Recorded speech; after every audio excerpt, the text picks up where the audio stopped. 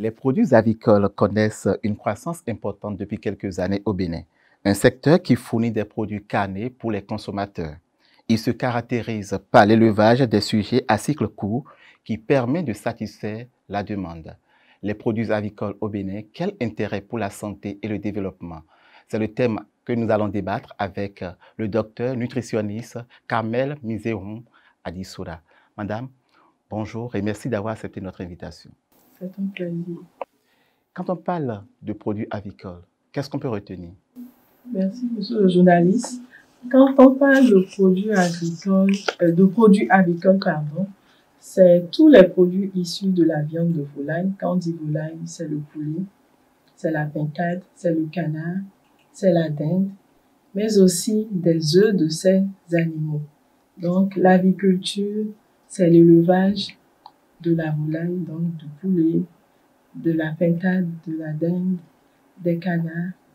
Et elle peut être familiale ou elle peut être conventionnelle. Conventionnelle. OK. Et du point de vue nutritionnel, qu'apportent ces aliments à l'organisme?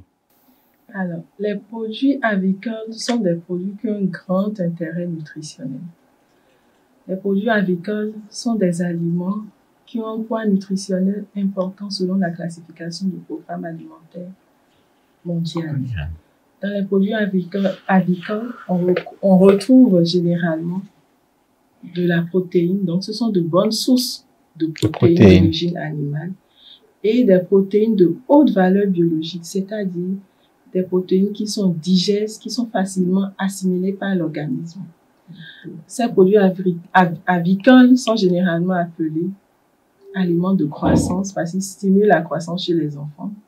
Ce sont des produits d'entretien et de réparation chez l'adulte. Ils protègent l'adulte, permettent de réparer les cellules. Donc, ce sont des produits qui ont un intérêt important du point de vue alimentaire.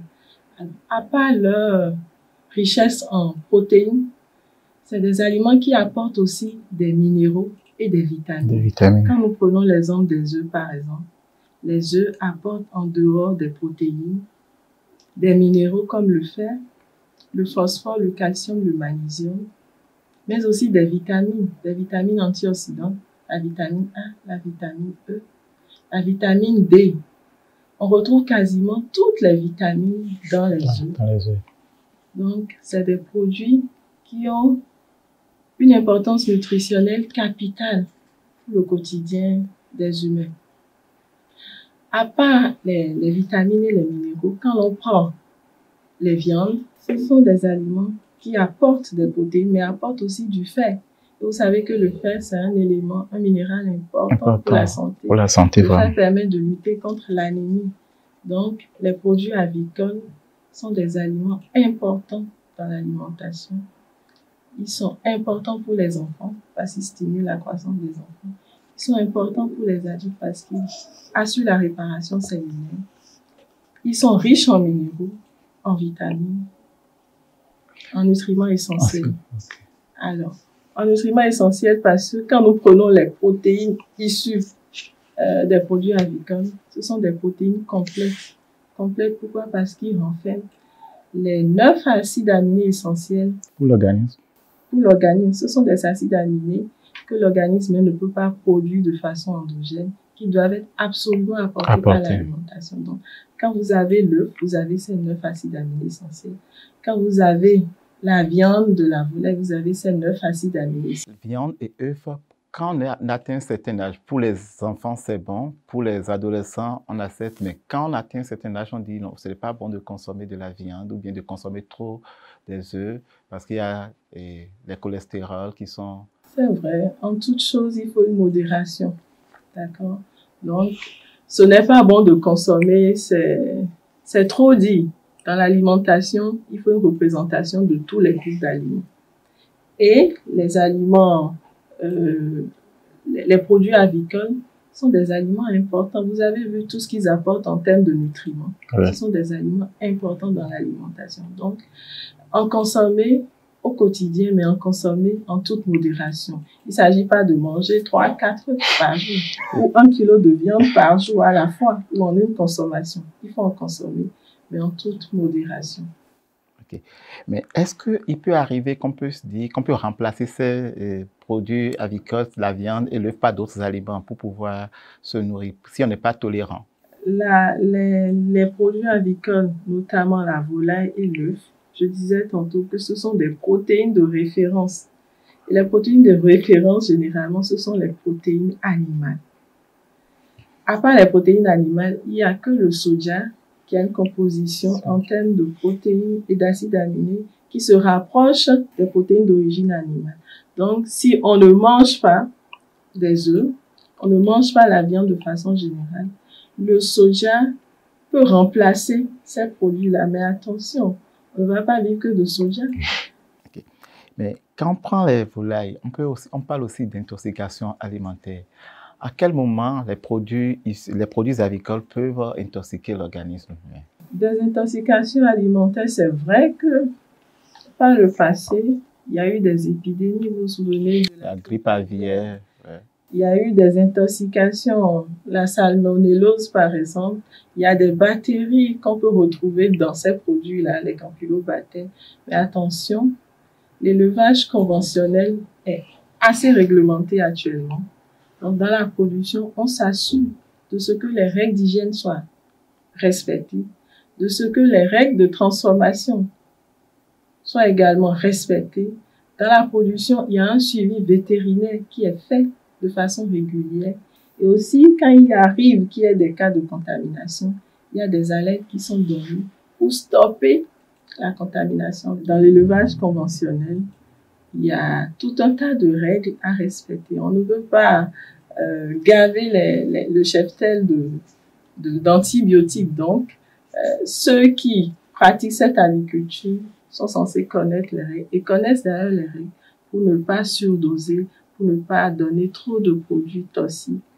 Après, tous les antibiotiques, ce sont des drogues, ce sont des médicaments. Donc, pour ne pas exagérer en termes de traitement.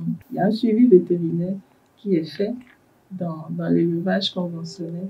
Dans l'élevage familial, généralement, il n'y a pas ce genre de choses. Il n'y a pas de suivi, ouais. Mais dans l'élevage conventionnel, on peut dire que c'est assez cadré, qu'il n'y a pas de souci à se faire de la part des consommateurs. Okay. En matière de provende, de l'alimentation, est-ce que l'alimentation aussi n'influe pas sur la santé de ces sujets? Oui, l'alimentation influe forcément sur la santé. L'alimentation est un déterminant majeur de l'état de santé, aussi bien de la santé humaine que de la santé animale. Donc, si les poulets sont nourris, gavés, c'est normal qu'ils prennent du poids, qu'ils soient plus charnus. Vous voyez, c'est la différence entre les poulets élevés en cage et les poulets élevés en plein air. En plein air, ils sont plus à l'aise, ils bougent énormément, alors qu'en cage, ils bougent moins. Et ça justifie probablement pourquoi, vous voyez...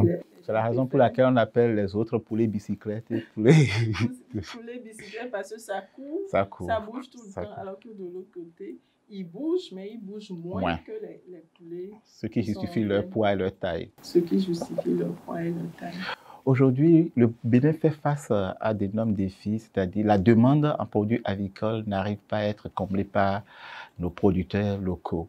Entre-temps, ils faisaient des appels vers le Nigeria, le Togo, le Ghana parfois, qui livraient des œufs. Après réflexion et des décisions du gouvernement, on a arrêté ces importations et le gouvernement est en train de renforcer la production locale.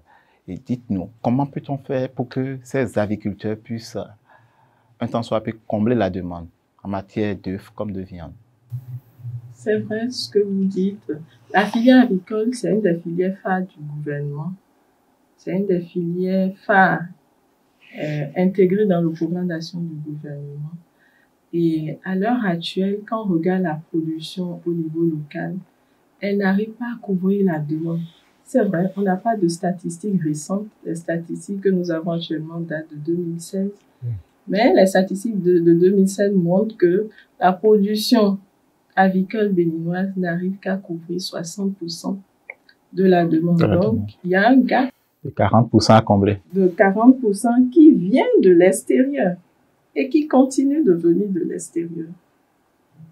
Donc, 40% d'importation. Alors, Imaginez que ces 40% soient totalement couverts par la production locale. Ça fera forcément des emplois. Des emplois. Ça va promouvoir l'entrepreneuriat local, l'insertion des jeunes, des femmes et autres. Des femmes. Et donc, c'est une filière à promouvoir absolument. La promotion de cette filière avicole doit normalement participer à l'atteinte des objectifs de développement durable. Donc, on pourra réduire la pauvreté, fin zéro et s'éduquer. La promotion de la filière avicole participe au développement durable. Vous imaginez, promouvoir cette filière, c'est plus d'entreprises qui sont créées, c'est plus de jeunes qui sont insérés, c'est des ressources qui sont générées. Et quand des ressources sont générées, forcément, on réduit la pauvreté. Et la réduction de la pauvreté, c'est l'ODD numéro 1, c'est l'objectif de développement durable 1. La réduction de la pauvreté va aussi impacter les autres objectifs de développement.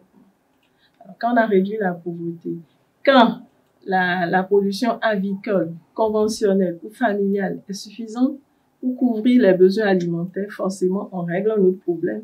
On règle les problèmes de sécurité alimentaire. Et donc, ça rejoint la fin zéro qui est l'objectif de développement durable 2.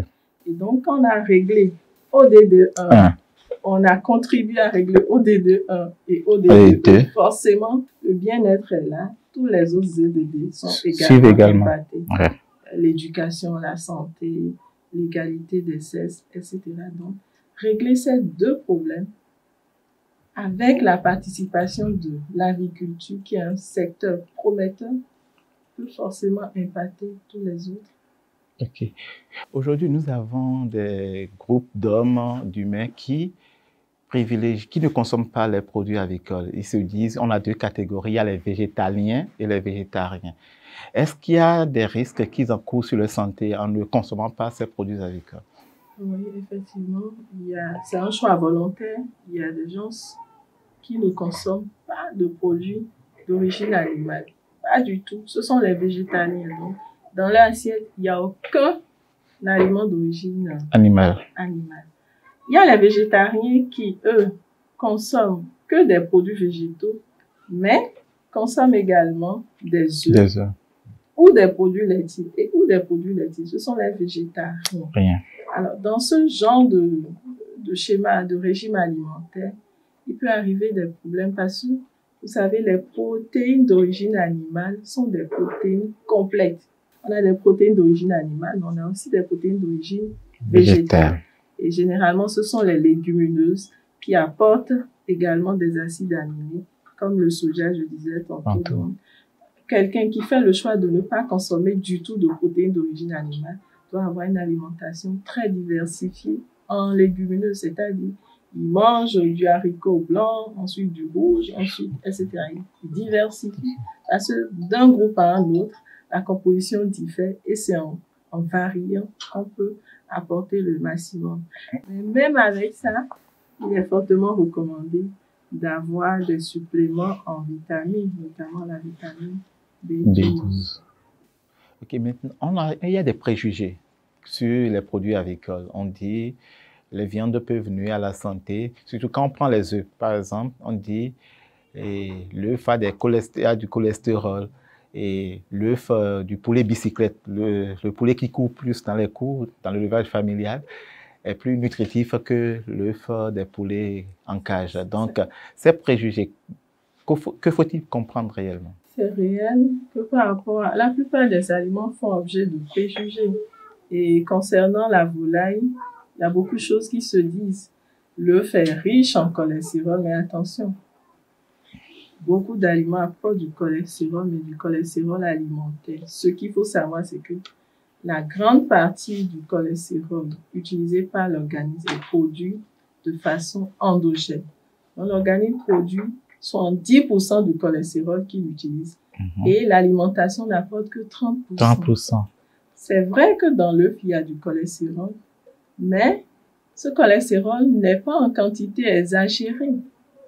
Alors, le besoin de l'organisme en cholestérol chez un sujet sain est d'environ 300 mg. Dans un œuf, alors, il me faut 2 œufs pour couvrir ce besoin-là. Et c'est ce qui justifie qu'on dise un œuf par jour ou tout au plus 2, parce que quand vous avez 2, vous atteignez déjà le besoin de l'organisme en cholestérol. C'est vrai qu'il y a des nutriments très intéressants qui sont apportés, le phosphore pour la santé osseuse, pour la santé dentaire, mais attention, on n'a pas besoin de 6 œufs parce qu'on ne mange pas que les œufs. Oui. Si je mange 2 œufs le matin, 2 œufs à midi et 2 œufs le soir, ce n'est pas du tout varié. Or, le principe même de l'alimentation Doit être varié. équilibré, c'est de varier, c'est de diversifier, c'est éviter la monotonie. Okay. Mais en consommant les œufs, et nous faisons souvent face, les enfants font face, j'allais dire, à des allergies. Quel est le produit qui leur donne de l'allergie? Est-ce que c'est l'œuf, le constituant de ces vitamines? Généralement, les allergies surviennent par rapport aux protéines. Donc, certains enfants peuvent ne pas tolérer les protéines de l'œuf. Et quand c'est le cas, quand c'est une allergie documentée, diagnostiquée, confirmée, il vaut mieux ne plus en donner à l'enfant. Il vaut mieux ne plus en donner à l'enfant. Donc, comme remplacement, comme substitut, on peut donner de la viande, on peut donner des légumineuses, donc du soja. On peut aussi donner des mollusques, escargots, on peut donner des crustacés, mais c'est aussi des produits qui sont... les crustacés sont aussi très allergéniques, donc c'est à suivre de près pour savoir exactement ce que l'enfant tolère. Le soja aussi peut entraîner des allergies chez certains enfants. Donc, il y a des substitutions possibles, mais il faut trouver les aliments que l'enfant tolère. Il y a aussi les personnes âgées qui, à un certain âge, peut-être dans leur jeune âge, et leur organisme tolère les œufs, la viande, mais à partir d'un certain âge, leur organisme ne tolère plus. Qu'est-ce qui justifie? Comment ces personnes-là peuvent s'adapter à cela pour que leur santé n'en partisse pas? On va vite en besoin en disant « ouais, je mange ceci, ça ne va pas, je ne Si je ne tolère pas, il faut forcément que j'aille voir un médecin qui confirme, qui diagnostique et qui montre que vraiment j'ai un problème. Sinon, ce n'est pas parce que j'ai mangé une fois, j'ai une indigestion que d'office je peux tirer, mettre une étiquette, voilà, je ne tolère pas. Donc, si ça avérait, il y a toujours des substitutions dans l'alimentation, des possibilités. Je ne mange pas ceci, je remplace par autre chose qui a pratiquement la même valeur nutritionnelle. Et si ce n'est pas suffisant, il y a possibilité de supplémenter, de compléter avec les nutriments qui manquent. Donc, il y en a vraiment qui, avec le temps, développent une indigestion au lait. Ouais. D'accord, ça c'est plus courant. La constipation. Voilà, ou des flatulences, des problèmes d'indigestion. Alors, quand ça se pose, on arrête, on suit de près pour voir progressivement comment on peut substituer et réduire les gènes liés à la consommation de ces produits-là. Nous venons de sauter les verrous sur les préjugés. Avez-vous des conseils à donner aux consommateurs ou à tout simplement les Béninois? Okay. Alors, je commencerai par dire, les produits agricoles sont des produits nutritifs. Ce sont des produits de haute valeur nutritionnelle. Ce sont des produits qui ont un bon poids nutritionnel, c'est-à-dire quand on regarde tous les groupes d'aliments, ils se hissent pratiquement au sommet en termes d'apport nutritionnel.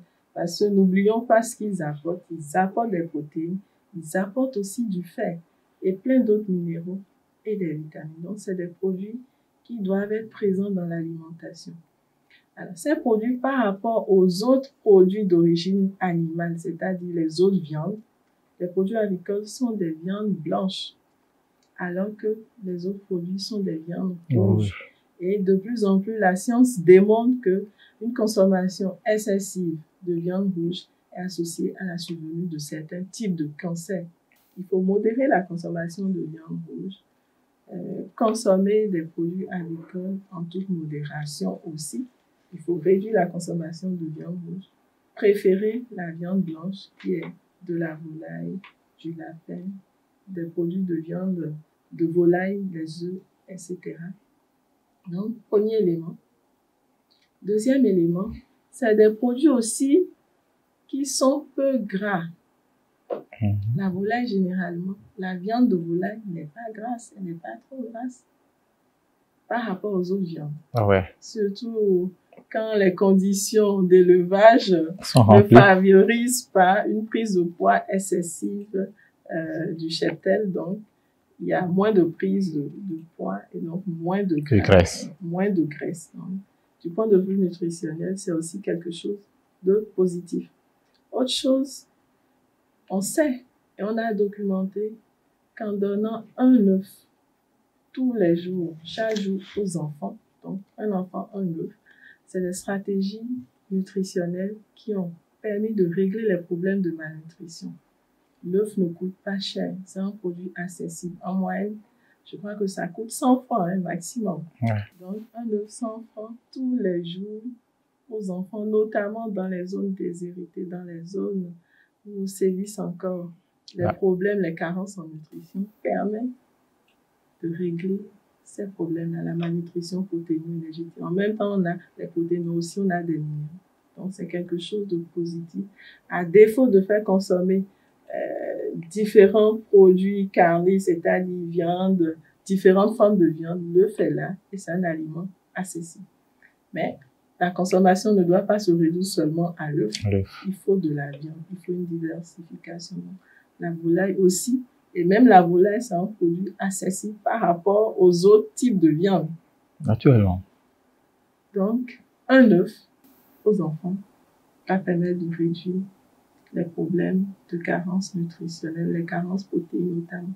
Chez les femmes en âge de procréer, nous avons les soucis d'anémie, les problèmes d'anémie. Et la viande de volaille apporte du fait qui est biodisponible et en bonne quantité.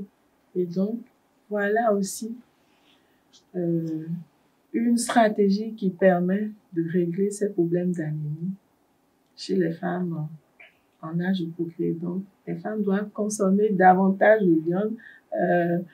Dans notre contexte, les meilleures portions de viande sont réservées aux chefs de famille. Ouais, aux hommes.